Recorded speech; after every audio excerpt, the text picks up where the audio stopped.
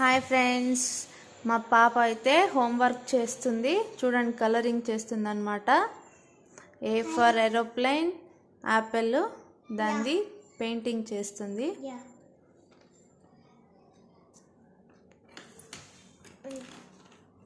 What is the fruit name? Apple. Okay. A for apple. Yes, good girl. Aeroplane. D.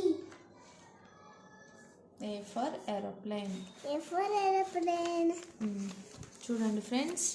Hi. Hi friends.